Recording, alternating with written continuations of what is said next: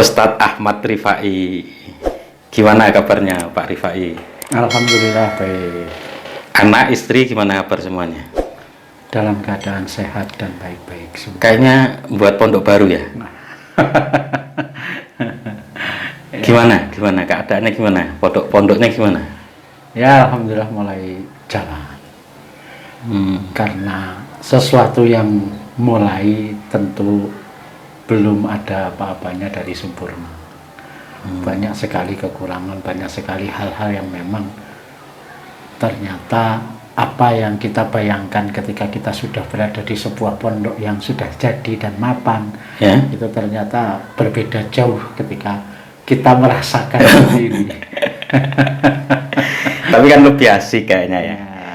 Orang itu kalau memulai kan lebih asik daripada yang bekas kan ya, mending yang memulai awal. Walaupun agak sulit kan ya. Iya kayak itu kira-kira. Iya. Iya, Karena lebih asik. karena proses memulai itu kan sesuatu yang belum pernah ada. Sehingga model cara itu kan semua benar-benar dicari dan minimal disesuaikan dengan kondisi lingkungan, kondisi anak-anak dan kondisi kebutuhan yang ada di masyarakat kita. Oke. Motivasinya Pak, kok sampai Pak Rifai itu membuat pondok pesantren, motivasinya apa itu Pak? Bicara membuat sebenarnya juga tidak. Oh enggak ya? Karena Coba yang- diceritakan supaya lebih jelas gitu. Terus pondoknya namanya apa? Terus daerahnya mana gitu. Siapa tahu ada pemirsa TV kuno yang pengen masukkan anaknya ke situ kan? Oh iya. Pondok itu tidak dibuat, tapi apa ya? Ada sesuatu yang memang pernah didahulukan sama Gawagis. Ya. Jadi ketika ada anak yang kemudian datang ke rumah Monggo. untuk sambil pingin belajar, ya saya di awal saya sampaikan saya tidak bisa karena memang saya bukan ahlinya dalam urusan seperti itu.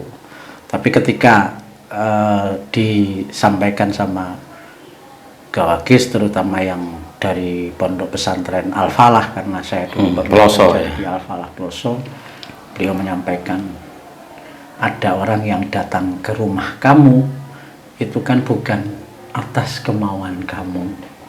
Artinya Oh itu berarti santri itu karena ada santri terus Pak Rifai punya inisiatif untuk membangun bangunan untuk tempatnya santri gitu Pak? ya Oh, mungkin iya. seperti itu. Lebih pasnya seperti itu ya.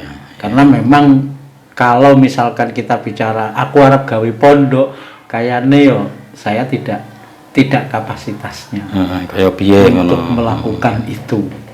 Maka saya juga hanya mendapatkan dawuh dari Gawagis yang ada di Peloso bahwa apapun yang terjadi ketika memang kamu sudah diminta, dibutuhkan, ya kamu harus tetap melaksanakan. Harus siap. Harus siap. Santri itu harus siap. Kesiapan itu kemudian juga ditahkikkan. Kalaupun ada yang ke rumah kamu, bisa jadi bukan santrimu, Ya. santri pondok sana yang dititipkan melalui kamu. Nah, ini kan menjadi sesuatu yang kemudian kita harus punya keberanian. Ya. Kenapa punya keberanian? Karena memang ini bukan lagi menjadi santri kita. Ini adalah warisan yang memang diberikan oleh salafus sholih kepada seluruh generasinya. Dan generasinya ketika memang dia sudah berhadapan dengan situasi dan kondisi yang seperti itu, maka dia hanya mengatakan bisa nggak bisa ya kita jalani. Ya harus dijalani. Namanya apa tadi Pak? Namanya sama, saya itbak kepada pondok yang ada di sana, namanya Al-Falah. Al-Falah. Daerahnya? Di Bandung Baru. Bandung Baru ya. RT 04 RW 02 Kecamatan Adiluih Kabupaten Pringsewu. Al-Falah yuk. Bandung Baru itu ikutnya di lu ya malah? Ya. Oh iya. Bandung Baru itu masuk wilayah Kecamatan Adiluih. selain di pondok pesantren, kesibukan lainnya apa itu Pak sehari-harinya? Sehari-harinya saya bersama teman-teman juga di lembaga pendidikan Ma'arif. Oh di Ma'arif ya, ketua? Di periode awal saya ketua LP Ma'arif. LP Ma'arif Pringsewu, PCNU Kemudian, Pringsewu ya, ya. kemudian Kalau sekarang? Sekarang ada di Wakil Katib Wakil Surya, Katib Surya, ya. PCNU Kabupaten Pringsewu. Lebih tertarik di NU Pak ya? Ya, karena memang Soalnya apa coba kok sampai-sampean kayaknya kekeh bener ngurusi NU itu apa itu? karena saya memang lahir dan besar dari kalangan Nahdlatul Ulama. Itu ya. Dulu bapak saya juga Ansor. Bukannya denger-denger Pak Ripa ini dulu kuliahnya di Jogja. Jogja itu kan pusatnya Muhammadiyah. Ya. Mencari ilmu itu kan tidak harus gitu kemudian mengikutinya seluruhnya. Oh, mantep berarti ya. Tapi kan sesuatu yang kita dapatkan di Jogja juga luar biasa. Artinya apa yang teman-teman lakukan di pesantren, kemudian jika punya kesempatan untuk mendapatkan pendidikan di bangku kuliah, tentu dua hal yang sangat berbeda. Sangat berbeda karena pada masa kita di pesantren ada murabbi, ada orang yang senantiasa memberikan tauladan, memberikan bimbingan. Nah, sementara kalau di bangku sekolah atau di perguruan tinggi itu mereka apa yang dia dapatkan, nah itulah yang kemudian dia bisa kembangkan. Kalau saat-saat sekarang ini Pak, ya kan sedang dalam keadaan pandemi ini ya Pak ya. Pandemi yang tidak kunjung selesai. Yang mudah-mudahan besok dengan adanya sebentar lagi ini kan Oktober, tanggal 2 Oktober ya, hari santri ya. Mudah-mudahan pas hari santri itu pandemi juga diangkat oleh Allah Subhanahu wa taala. Amin. Kesibukan ketika pandemi ini Pak, kan mungkin Bapak urusan NU itu juga nggak sesibuk ketika sebelum ada pandemi. Lah kira-kira ada kesibukan nggak di rumah misalnya? Oh, daripada nganggur, mecahi botone wong liya tanggane utawa piye apa itu kira-kira? Ya.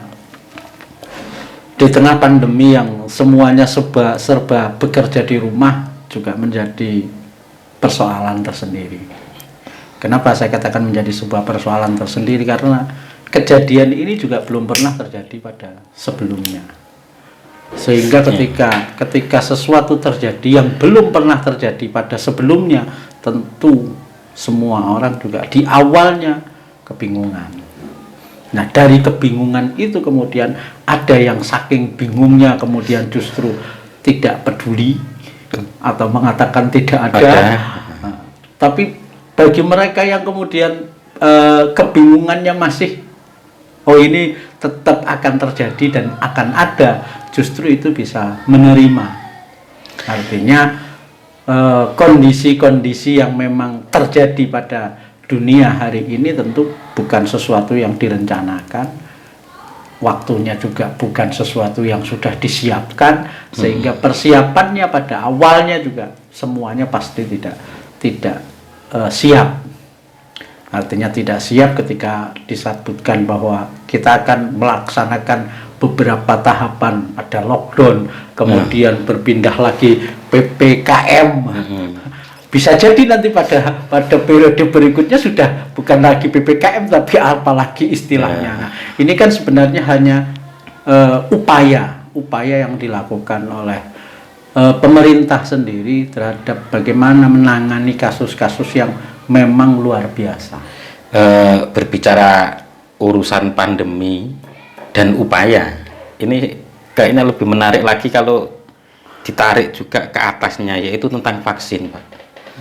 Gimana vaksin menurut Pak Ripai?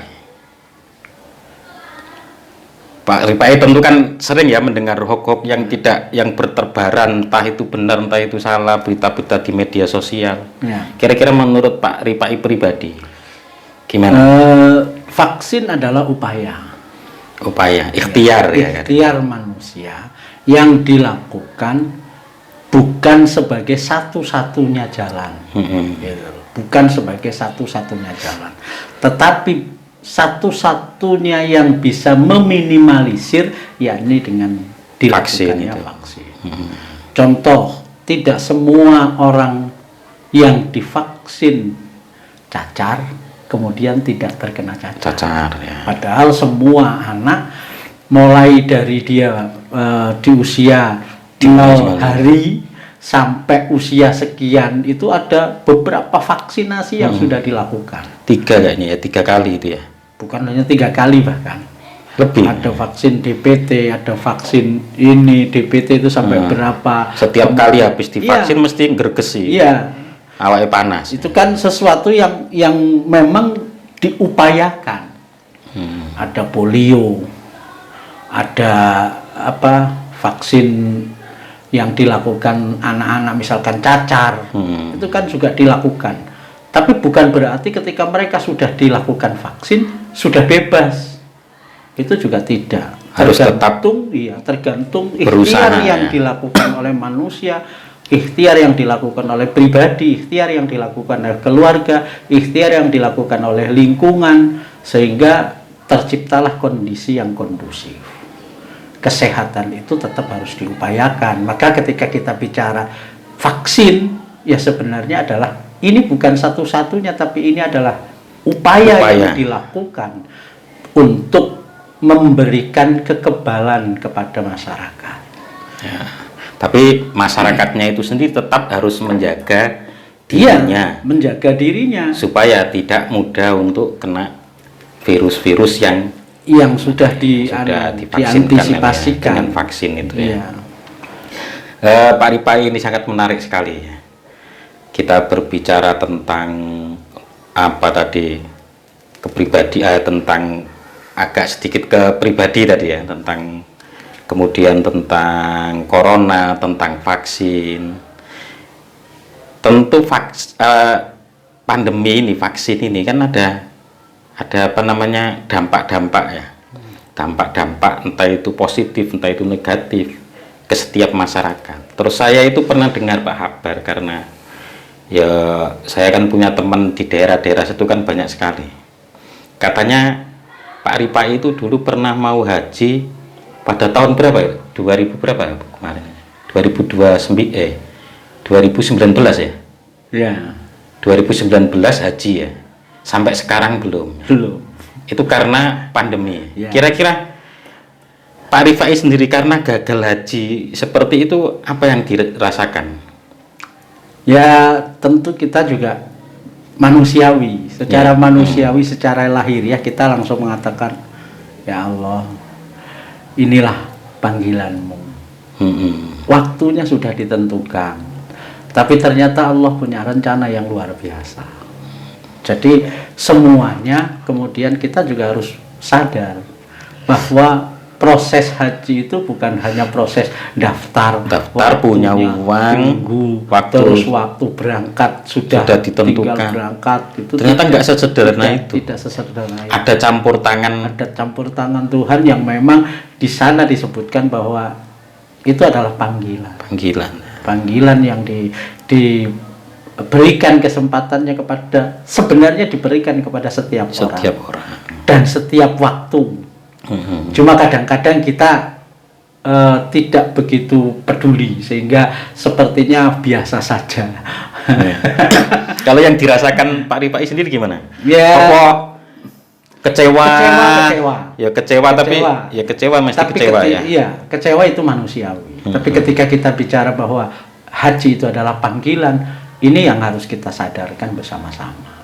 Tidak kemudian kekecewaan itu kemudian membuat kita menyalahkan. Ya, kadang kan yang terjadi malah pemerintah yang disalahkan. Ya, kejadiannya justru malah regulasi yang disalahkan. Padahal upaya pemerintah sendiri saya yakin luar biasa. Kenapa? Dia melindungi masyarakat. Sebuah kewajiban bagi sebuah pemerintah adalah bagaimana dia melindungi warganya. dari kondisi apapun. Nah, termasuk upaya yang dilakukan pemerintah ketika terjadi pandemi seperti ini, beliau benar-benar concern, kemudian beliau menimbang kembali manfaat dan madorotnya, dan saya yakin keputusannya luar biasa. Itu kan salah satu dari hifdzun nafsi mungkin Iya. ya, menjaga diri agar tidak terjadi hal-hal yang tidak diinginkan. Karena memang pandemi ini kan mendunia. Iya. Jadi di sana pun, di Arab Saudi pun juga ada. Kalau kita ke sana, Iya. kalau kita pulang tinggal nama kan ya. Ya. Dan upaya pemerintah juga sudah luar biasa. Sudah luar biasa. Artinya bukan hanya pada masa pandemi saja. Contoh ketika kita memang sebelum pandemi kemarin ada prasyarat ketika mau berangkat dengan vaksin meningitis. Ya. Itu juga sebenarnya kan kasuistik. Ya, Tidak semua orang terkena. Tapi upaya pemerintah untuk melindungi masyarakat yang berpergian di wilayah-wilayah yang berbeda, ini yang menjadi luar biasa bagi saya. Artinya upaya pemerintah, konsentrasi pemerintah terhadap perlindungan masyarakat itu diberikan luar biasa. Ini Pak Rifai untuk terakhir kalinya ini ya. Minta Pak Rifai memberi apalah pesan pada orang-orang yang kecewa seperti Pak Rifai yang harusnya berangkat tahun 2019 ternyata diundur, 2020 nggak jadi lagi, entah 2021 nanti atau 2022-nya itu ya. Ya. Itu monggo Pak. Ya untuk anulah. Ya apa namanya? Closing statement. Ya. Monggo silakan. Baik. Kepada teman-teman yang senasib dengan saya ketika memang dijadwalkan di tahun 2019 kemudian terdampak pada pandemi, maka yakinlah bahwa panggilan itu sudah sampai. Panggilan Allah itu sudah sampai. Artinya upaya yang dilakukan oleh jenengan semuanya yang sudah mendaftar itu adalah panggilan. Itu udah pahala tersendiri Iya, tentunya. itu sudah mendapat panggilan khusus. Artinya kita tinggal menjaga sikap dan hati kita untuk bisa menerima. Tentu orang yang dipanggil itu tidak selamanya harus Ya. hadir di sana. Bisa jadi waktu dipanggil karena udzur, karena yang lain, maka tetap Allah sudah memberikan panggilan kepada kita dan kita sudah mendengar panggilan tersebut dengan cara mendaftar, dengan cara sabar menunggu, dan waktunya tentu ketika waktu yang diberikan kemudian kok dilalai, ninggal urung wayai mangkat. Iya. Saya yakin mereka sudah mendapatkan satu kesempatan yang beda Luar biasa dari yang lainnya. Nah, inilah yang kemudian harus kita sama-sama sadari bahwa kita sadar sepenuhnya bahwa haji itu bukan sesuatu yang aji mumpung atau sesuatu yang bisa sewaktu-waktu, tidak, tapi juga harus kita upayakan dengan bentuk keseriusan kita, mendukung segala program pemerintah, mendukung segala apa yang dilakukan oleh pemerintah. Itu adalah bagian upaya dan ikhtiar kita. Maka ketika ini menjadi sesuatu yang mengecewakan, kekecewaan itu adalah bagian dari takdir Allah yang ditampakkan. Jadi ada sebuah nikmat yang diberikan, itu adalah ini adalah takdir Allah yang sedang diberikan dalam bentuk nikmat. Tapi kalau ada sesuatu yang kemudian berbeda, maka Allah juga punya kekuasaan.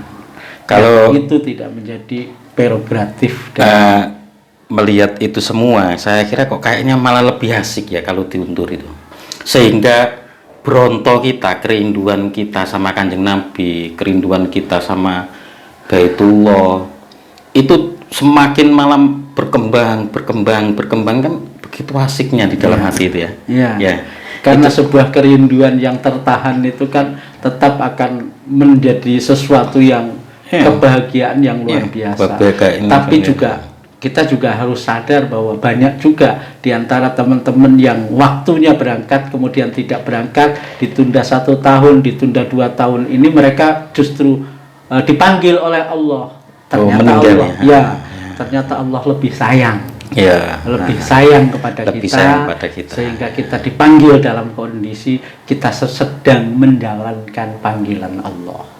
Kita menunggu itu sudah sama dengan kita lagi menjalankan panggilan Allah. Nah itu aja. Artinya jangan kemudian merasa kecewa, sangat kecewa, apalagi keluarga-keluarga yang kemudian sempat ditinggalkan merasa bahwa ini gara-gara kayak gini. Ini saya yakin bukan itu.